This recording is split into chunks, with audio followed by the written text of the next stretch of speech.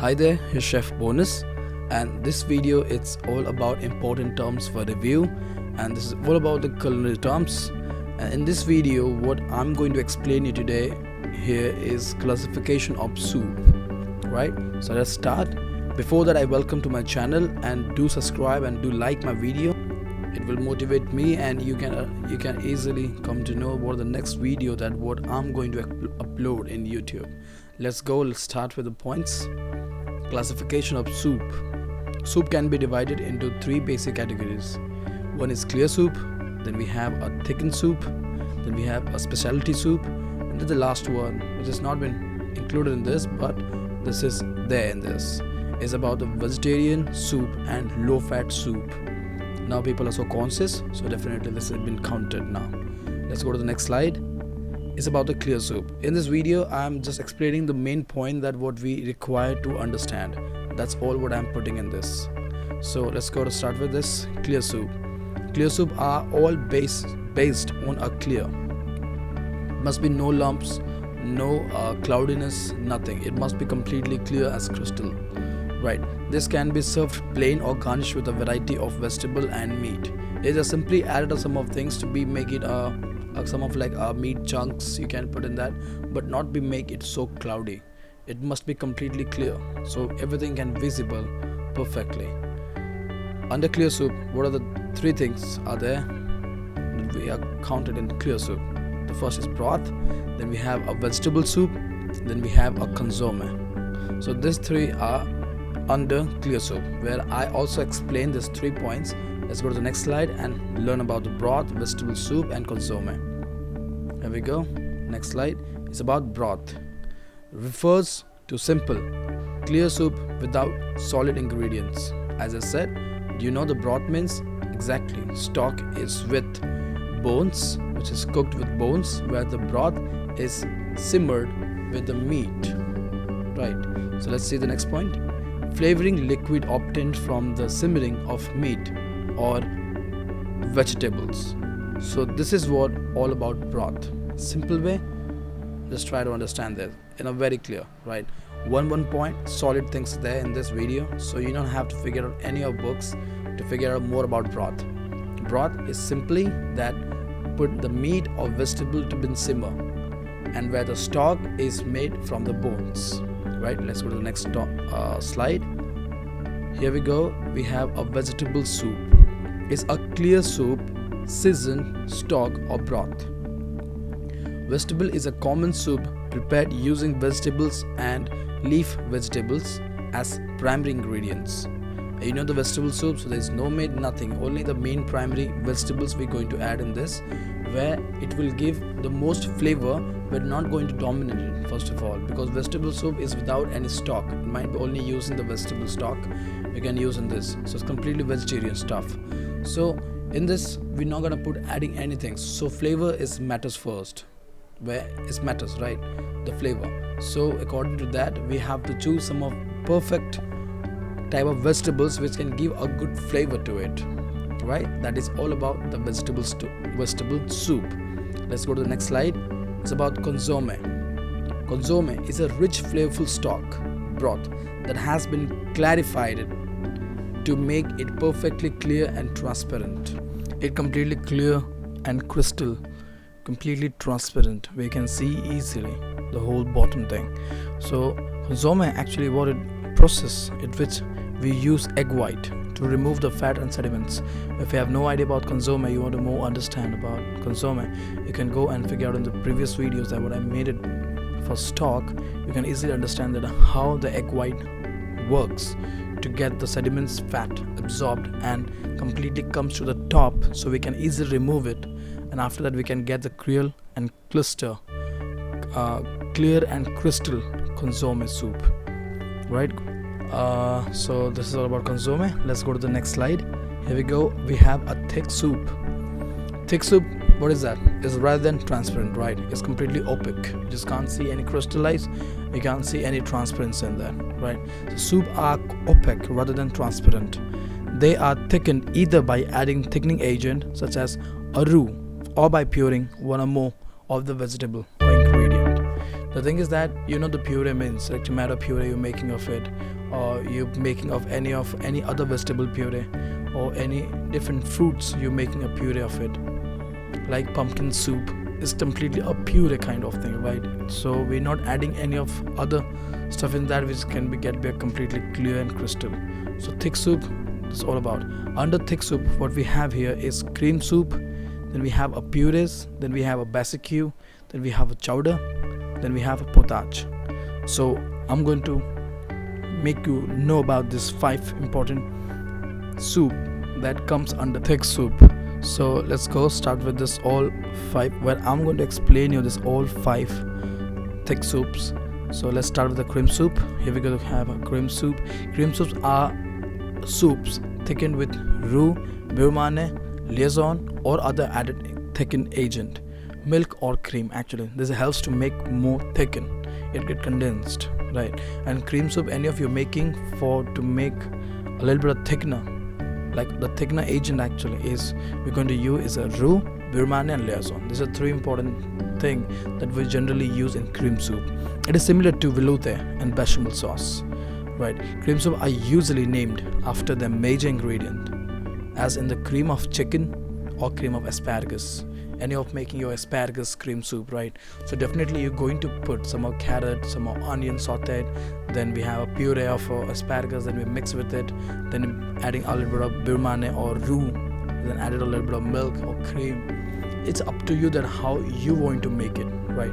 So according to that you're going to make the asparagus cream soup, right?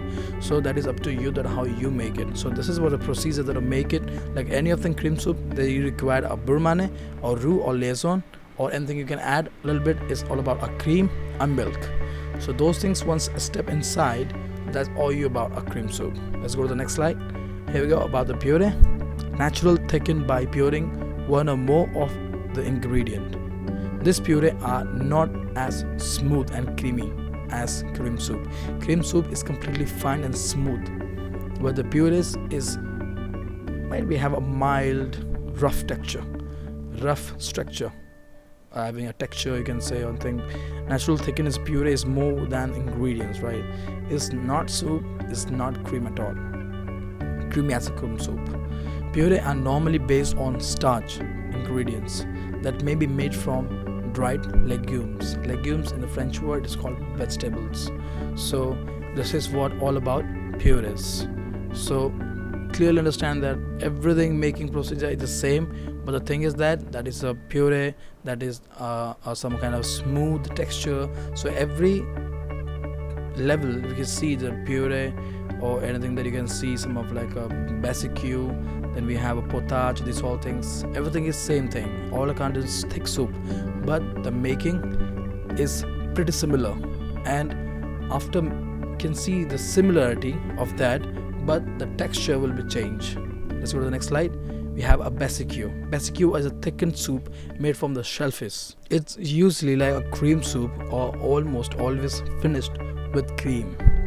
This is what the barbecue is all about. Barbecue is a thickened soup, is under in thickened soup, and this is generally made from shellfish like prawns, fish, anything you can use it. Go to the seafood, right? So while listening that you can easily understand that how much flavored that one means this barbecue, right? So this is so flavorful soup. Who loves seafood, the barbecue is just perfect for him. So let's go to the next slide. We have here the chowder. Chowder is a hard soups made from fish, shellfish or vegetable. Chowder usually contain milk and potato. Milk and potato is the main ingredient actually. When we see all about chowder, the milk and potato definitely will come. Well, what I saw in practically doing in America is to see that in chowder they people use some a bit rum or whiskey for get more flavor, to get a good flavor and make something in different way they was making the chowder. But what personally I saw, they used to put milk, then potato, a smashed potato, then with a putting a little bit of rum, then putting a corn, then peas, like a mixed kind of soup. This is generally you can go for, like, it's not about chowder, it's only about the fish or shellfish. Is it like if you want to make chowder with fish, you can go for that. You want to go for making a chowder with vegetable, you can make it the vegetable with that. So vegetable, the shellfish is meant for the basic cure, but chowder you can make with meat, without meat, vegetables, anything you can use it for, right? Let's go to the next slide. Here we go. We have a specialty soup. What do you mean actually all about specialty soup? Catches all categories for soups that do not fit well into the main categories, and soup that are native to particular. Means every country have their own like soup which is so popular, like traditional kind of soup you can say. Specialty soup are distinguished by usually ingredient or method such as turtle soup, gambo soup, peanut soup, and the cold fruit soup. Cold fruit soup are something considered specialty soup, such as jellied consomme. Then we have here is a cold cream of cucumber soup. Then we have a choices and simply cold version of basic clear and thickened soup. That is all about the specialty soup. You can say also a gazpacho, which is a Spanish national soup. So any of national soup where you can go for the seven classic menu, right? In that we have a specialty soup. You can see the national gazpacho soup, and rather than lot of soups are there actually. Those are the national soup. Those are the top soups, which indicate to a nation, to a country. So those are the perfect traditional specialty soup of that same country, right? Let's go to the next slide. Here we go. We have a vegetarian soups and low fat soups, right? So let's see what is it all about. Exactly, you can see clearly it's written over here is vegetarian soup and low fat soup, right? Low fat soup is definitely like we are omitting some of things, like we're not using like so much of butter or so much of like carbohydrate or fat. We're not adding that much, but whatever we're going to put in this soup is all heavy things, right? Like a great variety of vegetable based soup are suitable for vegetarian menu. To plan a vegetarian's menu, vegetable soup for vegans must contain no meat or any other animal product, and must be made with water or vegetable stock. So there's no animal product we're going to use it. You guys know what you mean by vegan, right? So that means no animal product, not a single thing going to be added in that which contain fat, right? So you can see clearly vegetarian soup and low fat soup means deals with only water or vegetable stock. Thickened soup can be kept low in fat by thickening them with a slurry of starch such as arrowroot, potato starch or cornstarch, and cold water rather than with roux. So thickened soup, you can understand that low in fat, thickening with a slurry of starch which can be using by the arrowroot or potato starch or cornstarch, or cold water rather than with a roux, right? So this is what all about the vegetarian soup and low fat soup. Contain less fat but nutritious, right? So let's see the substitute what we use here. Omit the cream and instead use evaporated skim milk. We're going to use the cream instead of evaporated skim milk. Cream contains fat. There's a good amount of fat it contains. For that reason, we're going to use it evaporated skim milk, which contains just less than half of it. A little yogurt or evaporated skim milk can be used to give creaminess to the puree soup. Because we are omit the cream, for that reason we can use a skim milk which contains very less, and you can use the yogurt instead of it. Cream. Garnishing or serving of soup with a teaspoonful of whipped cream giving a feeling of richness while adding on a gram or 2 grams of fat. This is not a big deal actually if you put a little bit of 2 fat of grams. So this is what about the substitute that what generally we use for the low fat soup. So this slides completely is all about the soup. Then we have the 3 types of soup. Let me just give a summary. First is thickened soup, then we have a clear soup, then we have a specialty soup, and then the fourth what we have is low fat soup. So this is the four main thing. In on the inside, you already I showed, there's a barbecue, there's a potage, then we have a cream soup, then we have a puree, right? So this all about the soup. I know this is a simple thing which really matters when we come in this.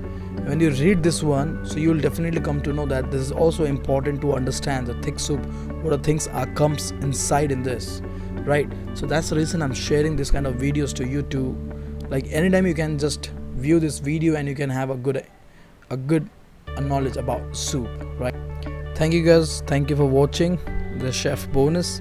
See you right there with the next video, guys.